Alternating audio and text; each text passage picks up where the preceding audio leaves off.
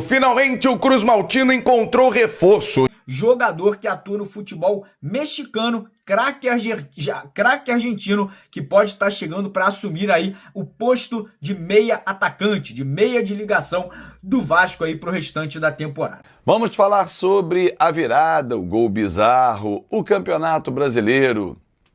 Quanto o Vasco faturou até agora na competição internacional.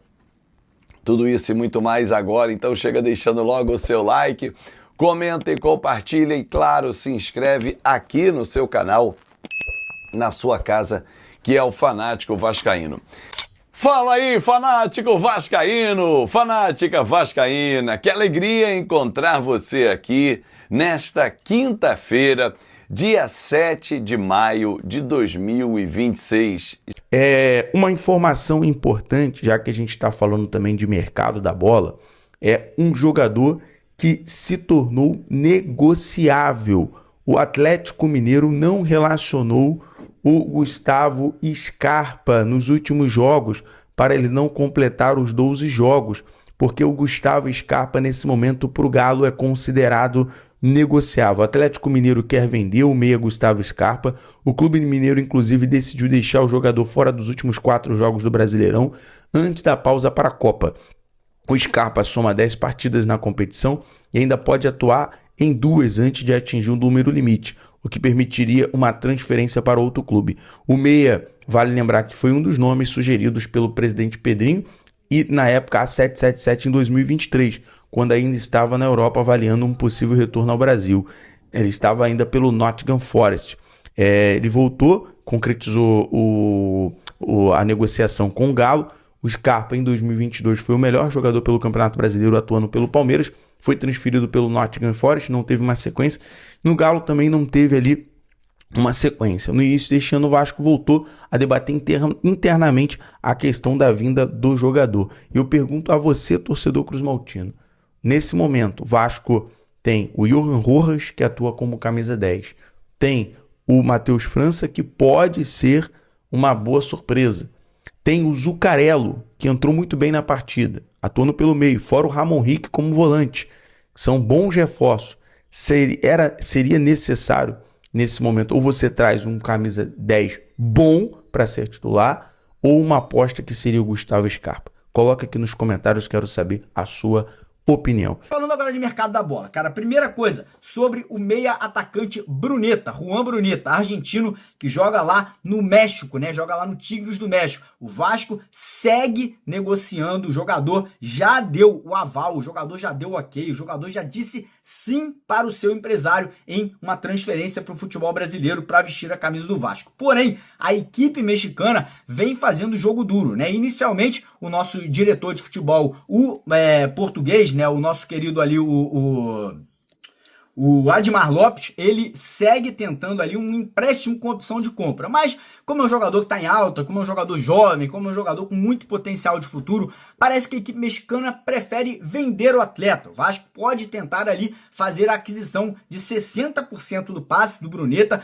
com uma opção de comprar os outros 40% num futuro posterior. Então, uma negociação muito interessante, um jogador que, cara, é muito bom, é um ótimo atleta, vem de uma liga muito forte. A Liga Mexicana, muita gente não sabe, mas é uma liga que se equipara ao futebol brasileiro. E os top 5, top 6 times do México são times que bateriam de frente tranquilamente com o Palmeiras, com o Vasco, com o Flamengo, com o Botafogo, com o Fluminense. São times de muita qualidade e o Bruneta é um jogador que ainda tem aspirações de chegar à seleção argentina. Então, um jogador de alto nível que o Vasco segue tentando. Seria uma contratação do mais alto gabarito, do mais alto nível.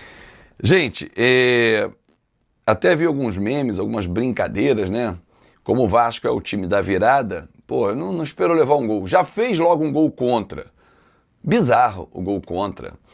O técnico Marcelo Salles, que foi quem substituiu o Renato Gaúcho ontem lá no Chile, botou na conta do gramado. Gramado sintético, molhado, bola rápida, o time teve que se adaptar, e aí aquele recuo ocasionou o gol. Não acho que tem só essa explicação, não. Ele não expôs o goleiro Fusato, que para mim estava mal posicionado. O Saldívia deveria ter olhado realmente a posição do goleiro? Mas como é que você vai adivinhar que o goleiro vai estar fora do gol? Porque assim, ele recua e dá no pé do Fuzato. Uma hipótese. O Fuzato domina, o atacante pressiona. Se ele cruzasse a bola na área, ou seja, se ele virasse para o lado esquerdo para tentar dar a bola no Lucas Freitas ou no Piton, ele já correria o risco de o gol exposto, de tomar o gol numa dividida, o cara chegar num carrinho, chegar abafando. Então assim, se ele está na frente do gol, ele tem os dois lados para sair, ele está protegendo o gol. Para mim, a maior culpa é do Daniel Fuzato. Depois se recuperou, fez boas defesas, mas, cara, um gol ridículo. Ridículo. Que nem pelada sai. Se sair é porque não tem goleiro. Aquele pelada de solteiros contra casados. Não pode um futebol profissional, esse gol, ser apenas, não, foi uma falha. Não pode ser normalizado. O Vasco não jogou absolutamente nada no primeiro tempo. Foi um primeiro tempo muito ruim. Um meio de campo sem nenhuma criatividade. Não sei até agora por que o JP foi sacado. Tietê sim, não entregou absolutamente nada. O JP ainda tentou, fez algumas jogadas. E aí no segundo tempo, no intervalo, entraram o Ramon Rick e o Matheus França. E aí foi diferente. O Matheus entrou com vontade, com disposição. Primeiro lance ele dominou, a bola espirrou, veio para trás e depois ele só foi para frente, dominando, tocando, toca, tabela, como saiu o gol. Força, tudo que a gente sempre esperou que o Matheus França fizesse. Pô, mas ainda está sob contrato, até no final o Lucas ficou argumentando comigo da renovação e tal, se ele performar agora nos 7 próximos jogos, mesmo se performar agora. Sabe aquele aluno que tira nota baixa nos 3 bimestres, aí vai para o 4º bimestre, tira nota alta, mas não recupera, ele vai para a prova final. Ele não foi um bom aluno ao longo do ano.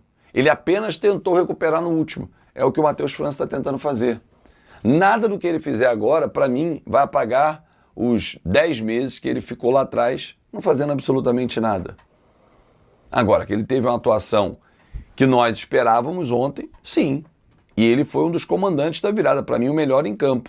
Spinelli teve a frieza de bater o pênalti, fazer o gol, mas o Matheus França foi o nome do jogo, tanto é que ele foi eleito o craque do jogo. Com a vitória, o Vasco faturou $125 mil, porque cada vitória nessa fase de grupos dá essa premiação. Então o Vasco já acumula $250 mil, além de 300 mil pela participação na primeira fase. Então a gente já está com 550 mil acumulado. Faltam 2 jogos. O Vasco pega o Olímpia dia 20, lá no Paraguai. O Olímpia que venceu fora de casa o Barracas Central, estava perdendo, empatou, virou igual o Vasco, 2-1. Segue ali agora 7-7, empate dos dois ali na briga pela liderança, pelo critério de desempate, saldo de gols, o Vasco é o líder do grupo. E agora o Vasco muda o foco, volta para o Brasil, já pensando no Campeonato Brasileiro, domingo, sem o Barros e o Paulo Henrique suspensos, encara o Atlético Paranaense em São Januário. Puma e Hugo Moura vão ser os substitutos. Spinelli na frente? Acho pouco provável. Brenner na frente? Brenner, David e Andrés Gomes? Adson, Brenner e Andrés Gomes? Adson, David e Andrés? Qual vai ser o trio de frente? Estou na expectativa. O Renato, que acompanhou o jogo na casa da filha dele, da Carol Portaluppi, com o auxiliar Alexandre Mendes. O Vasco da Gama agora volta as atenções para o Campeonato Brasileiro. 4 jogos, sendo 3 em casa. O primeiro deles é o Atlético Paranaense domingo, depois sai para pegar o Inter, volta, tem Bragantino e também Atlético Mineiro. A torcida vai ser fundamental domingo. É 8h30 da noite, o jogo é tarde, barará, tudo isso eu sei. Mas, de novo, a torcida vai ser fundamental. E que a gente não passe sofrimento, né? Porque não dá para ficar sofrendo todo o jogo. Já conseguimos grandes jogos, grandes viradas. Poder de reação esse time tem. Com o Renato, são quase 60% de aproveitamento no comando do Vasco. Tem 7 vitórias, 5 empates e 3 derrotas. Nem de longe se compara ao trabalho do antecessor. Mas assim, esse poder de reação o tempo todo, vai ter hora que não vai conseguir. Domingo foi uma hora que a gente não conseguiu. Ah, se tem mais 5 minutos. Pô, o jogo tem 45 mais acréscimo. Agora é o quê? Até virar? E Arboleda pode ser trocado por Marino Inestrosa. Essa suposição foi feita por dezenas de torcedores do São Paulo nas redes sociais, depois da informação de que Arboleda interessa ao Vasco. Você sabe, o zagueiro equatoriano que se ausentou por um mês do São Paulo sem permissão foi multado em um mês de salário, vai treinar separado até que surjam propostas para que ele seja negociado. A ideia do tricolor é tentar uma compensação financeira ou uma troca de jogadores com o Arboleda na metade do ano. O interesse do Vasco no Arboleda nem é tão novo. O atleta, inclusive, já está na mira de outros clubes brasileiros, como o Atlético Paranaense. Nessa suposição de que o Inestrosa poderia ser envolvido na troca, tem a ver com um interesse antigo do São Paulo no atacante colombiano. O Marino Inestrosa, antes de ser comprado pelo Vasco, no início do ano por 30 milhões de reais, esteve nos planos do São Paulo, mas o tricolor não tinha grana para fazer esse investimento. A passagem do Inestrosa por São Januário é das piores. São 14 jogos na atual temporada, nenhum gol e nenhuma assistência. Está muito claro que o Renato Gaúcho não conta com o jogador apesar do alto investimento. Inestrosa de apenas 23 anos de idade. Nos últimos 5 jogos, ele nem saiu do banco em 4 e na única partida que entrou, ficou em campo apenas 12 minutos. É natural até que o Vasco pense em alternativas para o Inestrosa, mas não me parece nem um pouco cabível que essa troca entre Arboleda, 34 anos, e Inestrosa, 23 anos, seja pau a pau. O Arboleda está em reta final de carreira com vários problemas extracampo, tem valor de mercado bem pequeno. O Inestrosa foi comprado, repito, em janeiro por 30 milhões de reais. A única chance desse negócio acontecer seria por empréstimo, para que o Inestrosa ficasse, por exemplo, no São Paulo até o fim da temporada, com o tricolor assumindo 100% dos direitos econômicos e também com uma opção de compra. Aguardemos cenas dos próximos capítulos, prometo que eu vou ficar de olho nessa história. O que eu posso contar é que o nome do colombiano segue na pauta São Paulino, mas não há grana para o São Paulo fazer qualquer tipo de investimento como tem sido em relação aos últimos reforços. Você, na condição de dirigente São Paulino, faria esse negócio? E como vascaíno, já usa espaço para comentário para registrar sua opinião? Só não esquece de deixar like e de se inscrever no canal. Mas mudando de assunto, falar um pouquinho sobre o mercado da bola. Como vocês sabem, o Vasco no meio do ano agora vai fazer um caminhão de contratações, né? O Renato Gaúcho, ele já deixou claro, já evidenciou, já trouxe aí a público, né, que ele acha o elenco do Vasco muito pequeno, muito enxuto e que ele pretende trazer aí um grande número de jogadores. Como assim, Mário? O Vasco vai sair contratando um monte de atleta? Pelo que tudo indica, vai, né, cara? O Vasco deve trazer aí no mínimo 8 jogadores, sendo que 4 jogadores que chegariam para ser titulares ou brigar por posição e outros 4 que chegariam para a composição de elenco. Lembrando que o Vasco ele já contratou um jogador,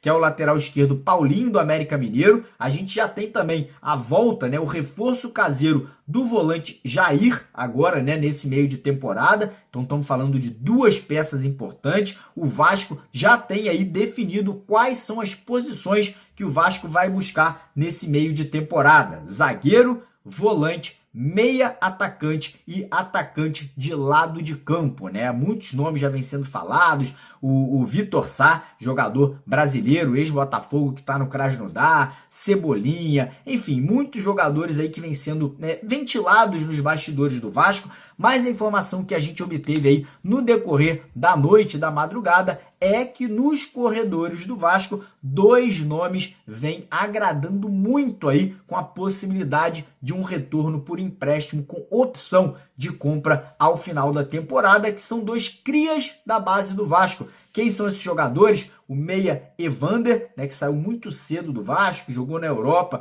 e hoje é um dos principais, se não o principal jogador brasileiro lá na Liga dos Estados Unidos, né, o maior número de gols marcados e o maior número de assistências de um brasileiro na história da MLS, né? Então o Evander vem se destacando muito por lá, tanto é que no ano passado e no começo desse ano, tanto o Palmeiras quanto o Flamengo tentaram, né, a sua contratação, mas o Evander já deixou claro que para o Brasil só volta para o Vasco. E o outro que é o Gabriel Peck, né, que ano passado fez uma temporada mágica lá no Galaxy, teve uma queda de rendimento esse ano, mas continua fazendo gols, continua dando assistências e parece que os dois ali estariam dispostos a um retorno ao futebol brasileiro, muito também devido ao interesse e à vontade dos dois de no futuro, no próximo ciclo da seleção brasileira, terem oportunidades aí, obviamente jogando no Brasil, num time de potência, sob o comando do técnico Renato Gaúcho. Isso aí facilitaria demais aí uma possibilidade